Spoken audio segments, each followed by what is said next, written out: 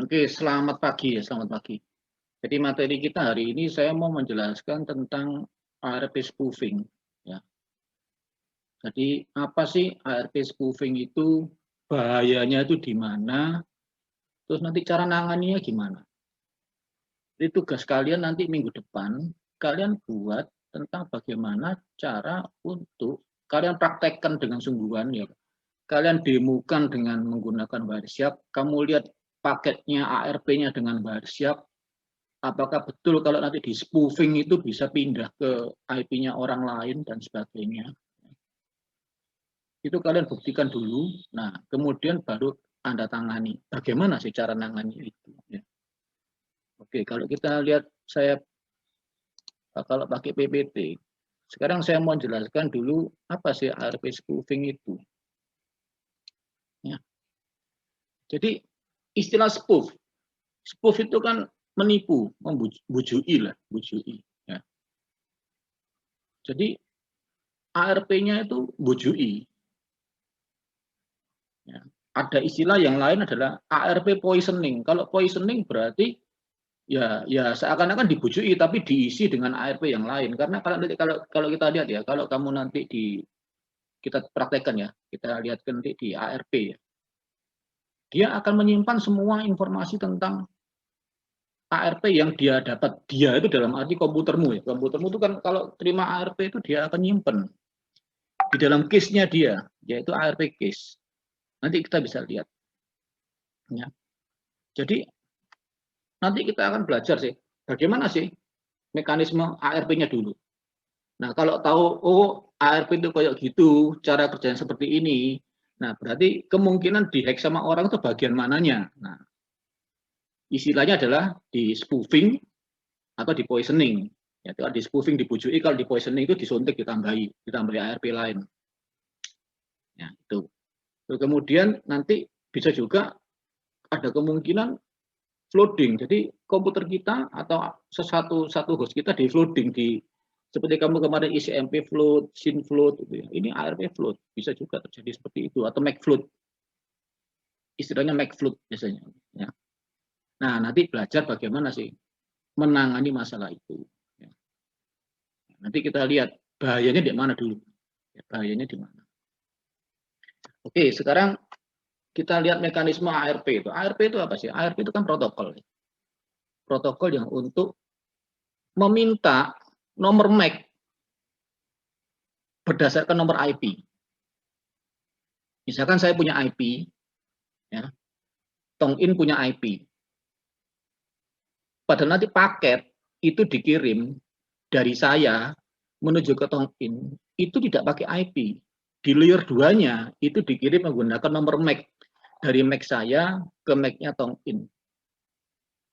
Nah, jadi untuk saya tahu nomor MAC-nya Tongin, saya akan kirim ARP ke semua jaringan.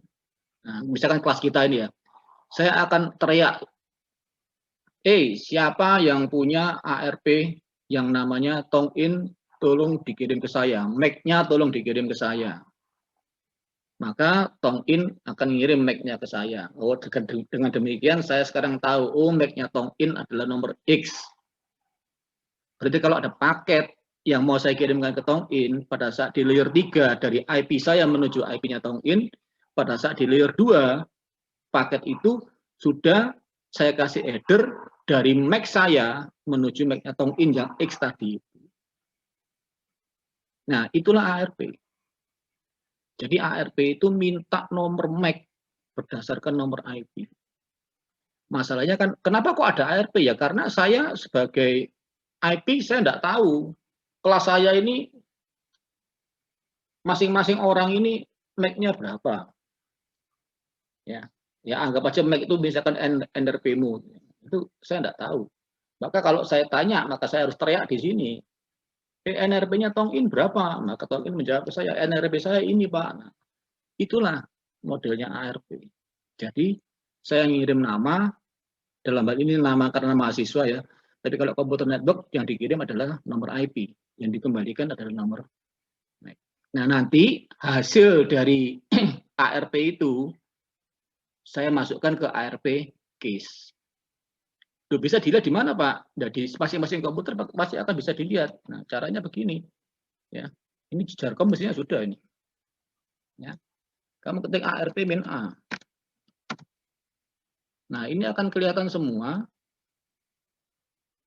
komputer-komputer mana aja yang MAC-nya sudah disimpan di laptop ini. Contoh ya, contoh. Ini handphone saya. Handphone saya ini satu network sama API saya di sini. Dengan laptop saya satu network. Ya. Kalau saya lihat di sini, ini kalau saya IP config, terlihat di sini bahwa saya itu nomornya adalah 181. Handphone saya di sini 180. 1.80. Kalau saya cek di IP statusnya dia, nah kalau saya ping 192, 168, 1.80, ini dia ngeping ke handphone saya. Yang ngeping ke handphone ini. Nah, dengan demikian kalau saya lihat di ARP-A, ya, akan kelihatan ini. Nah, ya, bahwa handphone saya itu nomor 1.80 punya MAC ini. Demikian juga kalau saya balik, saya lihat dari handphone saya, kalau saya punya utilities atau software tools yang di sini yang bisa menunjukkan ARP-nya, maka di sini di handphone saya akan kelihatan tadi yang manggil saya itu 1.81. 1.81 itu MAC-nya berapa? Akan kelihatan di handphone saya. Nah, nanti layer 2 akan mengirimkan dari MAC saya di sini. Kalau saya mau menuju ke handphone situ, berarti saya tunjukkan ke MAC ini. Ya, itulah ARP. Ya. Yang menjadi masalah adalah ARP itu tidak ada autentifikasi. Ya. Artinya semua orang boleh, semua orang akan diterima oleh komputermu untuk ARP itu. Ya. Dia stateless, dia tidak peduli. Yang tadi sudah ada, kalau ada lagi ya dia akan ada lagi baru ya dia masukkan. Kalau yang lama sudah ada ya sudah dia tidak mikir. Ya. Itu. Sekarang saya balik lagi ke sini.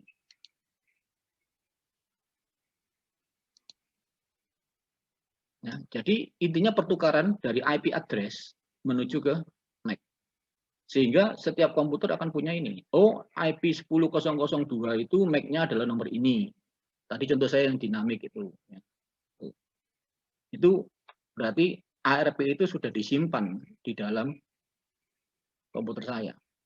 Nah, yang menjadi masalah adalah kalau misalkan tadi yang 1.80 itu, yang sini, ya, tak ganti IP-nya bukan ke sini, ya, tapi ke orang lain yang menggunakan MAC saya di sini, maka kalau saya ambil sesuatu, browsing sesuatu, jawabannya tuh MAC-nya bukan ke saya nanti, ke orang itu, kalau dia bisa ganti.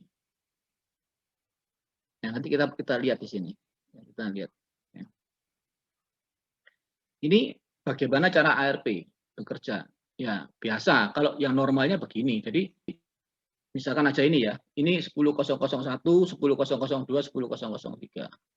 Dia mau connect ke 10.002, maka dia akan tanya dulu, berapakah MAC address 10.002? Nah, dia akan tanya. Nah, dia broadcast. Bahkan 10.003 tahu nanti. Oh, yang minta itu siapa? Yang minta tadi itu 10.001 minta nomor MAC-nya 10.002. Tapi 10.002 yang jawab. Ini loh MAC saya. Nah, setelah dia jawab itu, nanti di 10.001 akan disimpan di ARP-nya. Nah, ternyata 10.002 itu punya MAC 002. Ini normal. Normalnya begini. Nah, demikian juga 10.003 kalau minta, dia akan simpan di bawahnya. Ada 10.003, MAC-nya 003. Itu kalau kondisi normal. Nah, sekarang bahayanya di mana sih? Nah, tadi saya ngomong, bahayanya adalah ARP itu stateless. Stateless itu dalam arti dia enggak ingat, enggak peduli. Pokoknya ada tak masukkan. Ya. Case itu selalu berisi komputer-komputer yang saya sudah pernah dikontak atau mengontak orang lain. Itu pasti disimpan di ARP case. Nah, masalahnya adalah kalau ARP case saya nanti dibujui sama orang, gitu, yang selalu saya simpan, ternyata kontak list ARP-nya itu salah, punyanya orang lain. Nah, maka nanti akan paket yang saya kirimkan ke si A, bukan saya kirim ke si A, nanti akan saya kirim ke si B. Karena yang A-nya tadi itu, MAC-nya sudah ganti punyanya si B. Nah, itu loh. Nanti kita lihat di sini. Nah, kemudian ARP itu tidak ada mekanisme untuk autentifikasi, tidak ada username password. Tidak ada komputer ini hanya boleh, yang ini tidak boleh, tidak bisa. Nanti kita lihat di WhatsApp, semuanya gundulan begitu. Nah, kalau kita lihat di WhatsApp, ini ya, contoh ya. Nah,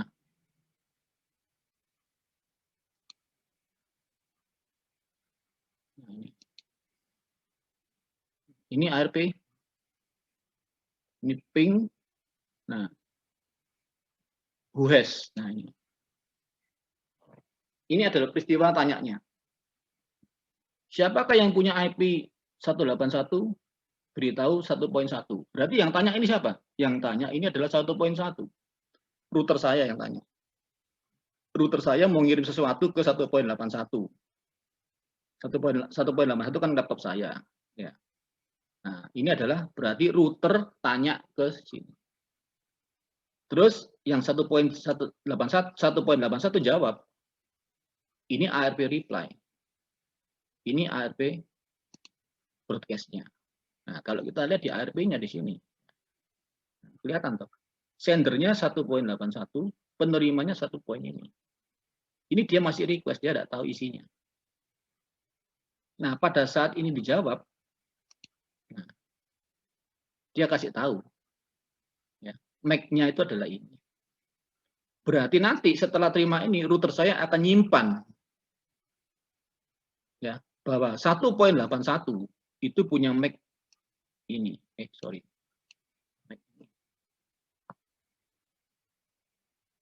Ya. Demikian juga ke komputer saya, kalau mau kontak ke komputernya tadi, ya, handphone saya itu. Komputer saya akan tanya. Ya. Kalau di sini kalau dilihat dicari yang menuju ke 80 8081 mesti ada nanti. Tapi enggak usah lah ya. Oke. Itu di WhatsApp-nya kelihatan. Nah, nanti kalau saya ping, misalkan sekarang saya ping ya dari sini. Ini itu masih capture apa enggak? Oh, enggak, saya capture lagi.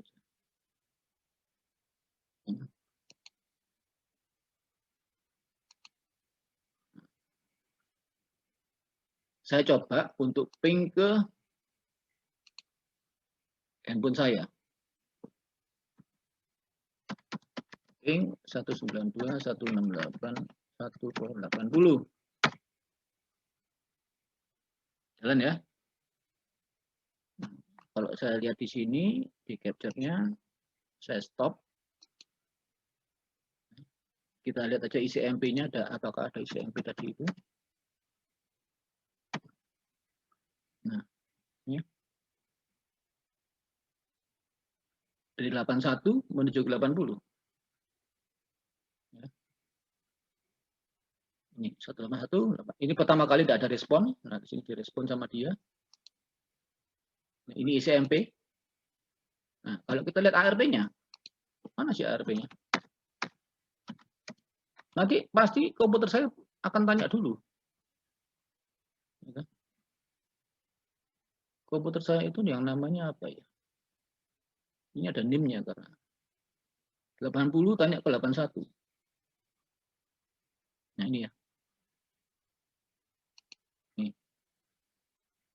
Berarti kan laptop saya kan 81. Saya mau ngeping ke, jadi sebelum saya ngeping, ini pasti peristiwa ini setelah ini bawahnya ada pingnya. Ya. Siapakah yang punya nomor 80? Beritahu ke 81. Ini jawabannya.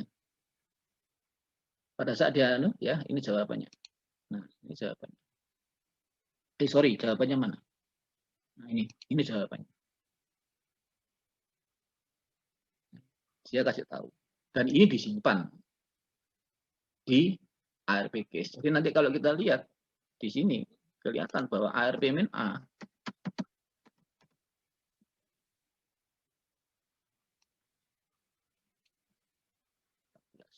berarti sudah dikasih tahu dari handphone saya menuju ke sini dan dia sudah simpan. Nah, sekarang bagaimana kalau ini diganti punyanya orang lain? Nah, loh Pak, bisa diganti loh Pak. Secara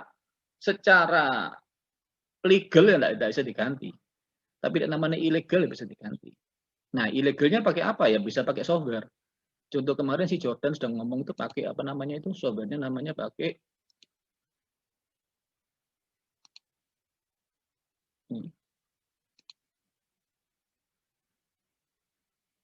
apa kemarin itu?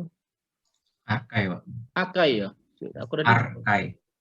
ARCAI. Nah, aku wis download kok. Jadi sebentar ya, tak. Arkai.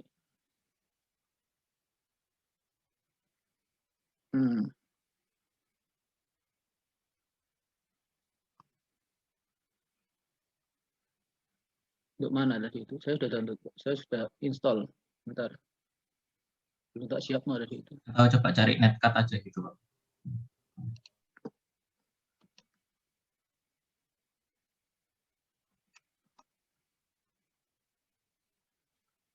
Netcat ini.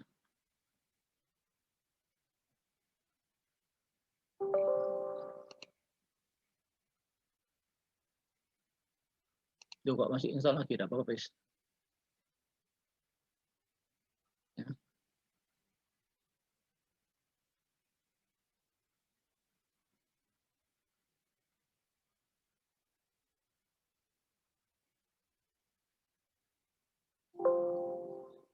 Tidak usah, kan sudah install itu. Kalau sudah ada website-nya, nggak perlu saya install lagi. Oke. Nah, netcat tadi itu akan jalankan ini. Dia akan browsing ini.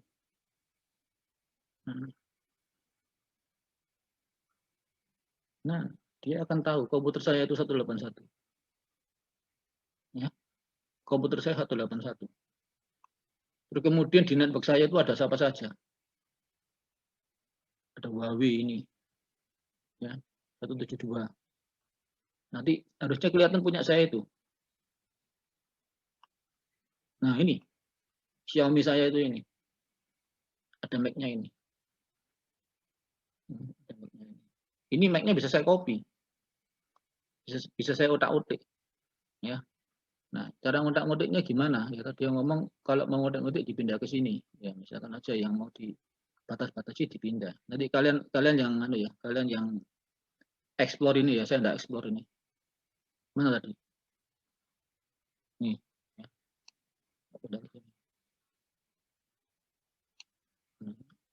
Nah, kalau tak pindah ke sini. Oh, ini bayar ini ya.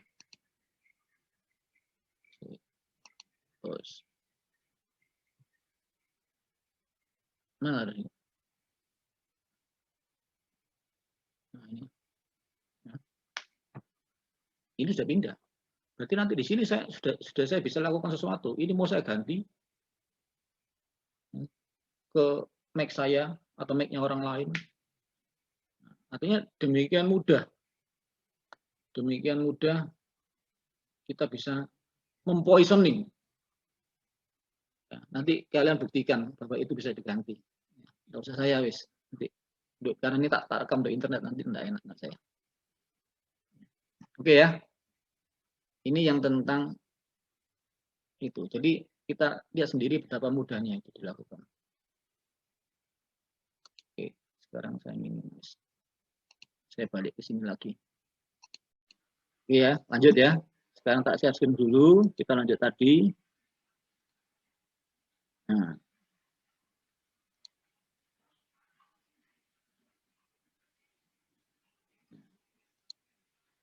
Kita lihat sekarang, bagaimana sih cara kerjanya orang men-spoofing kita, atau orang men-spoofing laptop kita, atau komputer kita, atau router kita. Ya. Tadi asalnya kan 10.003, MAC-nya kan 03, aslinya. Ya.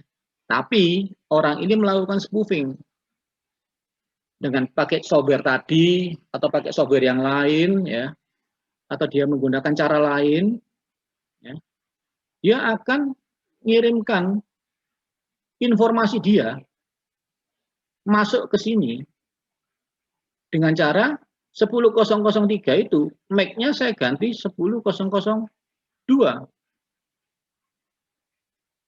sehingga nanti ARP min A dari komputer ini atau ARP case dari komputer ini, kalau dilihat 10.003 itu MAC-nya 10.002. Kalau dengan demikian kejadiannya apa sih? Kejadiannya adalah kalau misalkan 10.003 ini mau akses ke internet, ya, atau kemanapun, nanti dia akses ke internet, misalkan ini router, ya, misalkan ini routernya, dia akses, maka jawabannya nanti untuk ini mau mengembalikan ke 10.003 yang harusnya ke MAC 003, dikembalikan ke MAC 002. Berarti paketnya itu, ini yang minta, 10.003 yang minta, tapi paketnya dikirim ke MAC-nya 10.002. Itu spoofing. Ya. Jadi apa? Ya nanti kalau kamu ngirim apa, informasinya diterima sini semua. Kamu nggak terima, karena dikembalikan ke sini. Ya, punyamu seakan-akan ngehang, nggak dapat apa-apa, tapi mestinya jawabannya ada, tapi jawabannya ke sini. Itu ARP spoofing. Ya. Nah, jadi ini. Jadi kalau ini ada minta apapun, paketnya selalu ke sini. Tidak pernah balik ke sini.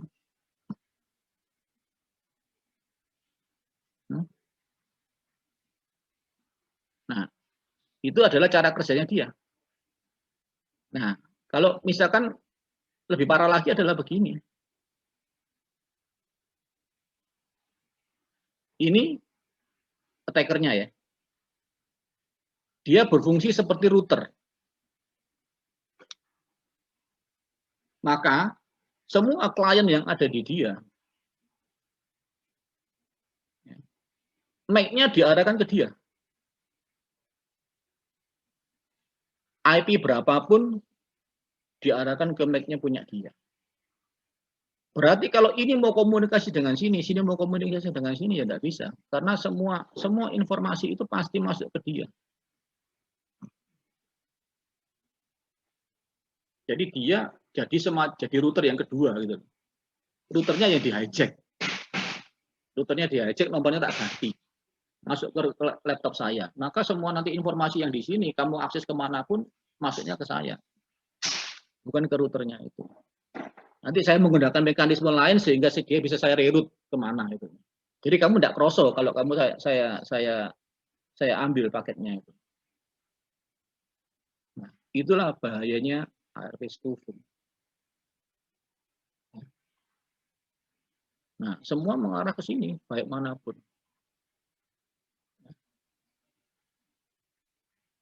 Oke. Nah, nanti kalian bikin, ya, ini flooding. Jadi bisa juga nanti semua port berapapun, nanti yang di sini ada port 1, port 2, port 3, sampai kalau switch ya. Nah, ini MAC-nya semua akan seperti flooding, ARP flooding atau MAC flooding. Nanti itu kita bahas yang lain aja, nanti nggak usah di sini.